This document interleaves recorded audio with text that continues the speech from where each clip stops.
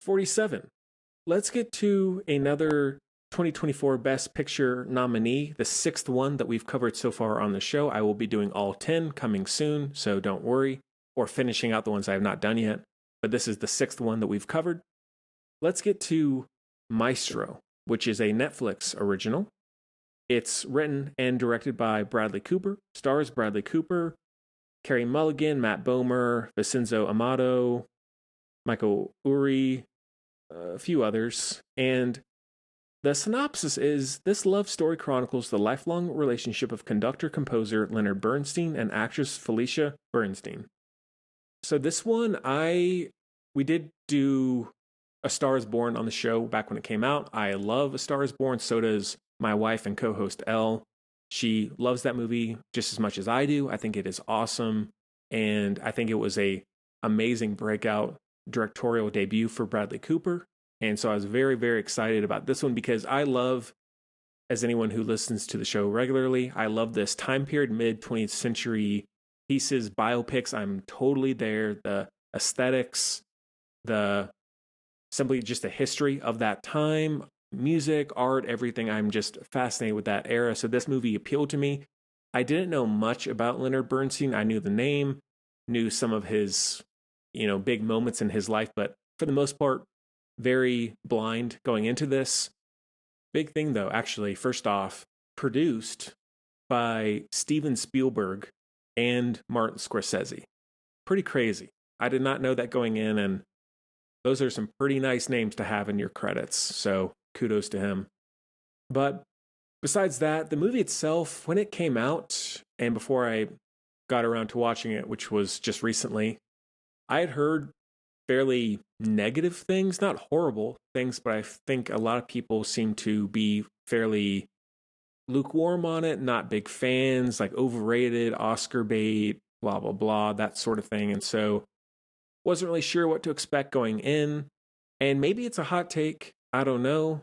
I enjoyed it a fair bit. I don't think it's a masterpiece. I don't think it's as good as some of the other biopics that have come out recently. But say what you will about the movie, like the Oscar baitiness, whatever. I guess I can get that. Not totally.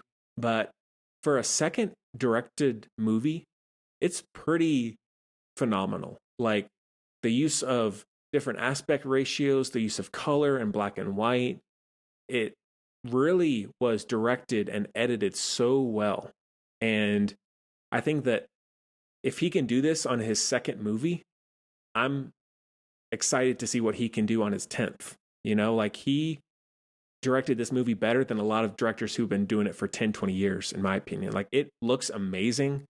The fluid cinematography and then the very static cinematography and how each act is broken up into a separate period of his life and also a different visual style. Very interesting and creative. And while I guess his need maybe to get noticed by the Oscars, which it didn't win anything, but got a lot of attention.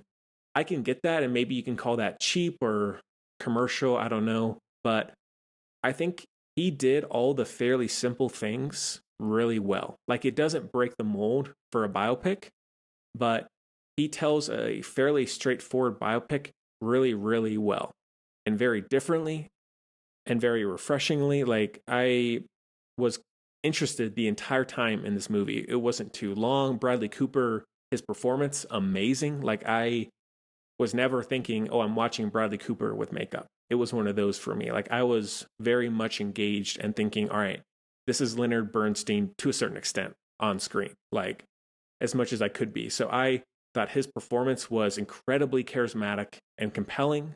It was funny. It was dramatic. I thought it was excellent. Carey Mulligan, amazing. Really, the movie is more so even about her in a lot of ways. She's fantastic. And everybody in the whole movie, Matt Bomer, awesome. Love him. Very, very good music. And as I talked about on my Letterboxd review, which follow me there if you haven't yet. If you have one, I suggest you get one. The cathedral conducting sequence where it's pretty much an uncut long take where he's conducting seemingly an actual orchestra. It is unbelievable. Like it's hard to really put into words like his dedication there. Because, back in the old day when it came to things like playing a conductor or whoever, they just went through the motions. And, going back now, it's like, all right, you look ridiculous trying to do that. But you can tell I'm not a conductor. I'm not a musical student, so to speak. But for my knowledge of that world, it was so spot on, so passionate, so dedicated, committed. Like that sequence was incredible. And it was worth watching just for that. And that shows you that work that he put into it. Maybe it's not a perfect movie, like I said, but still, that is undeniably amazing to me.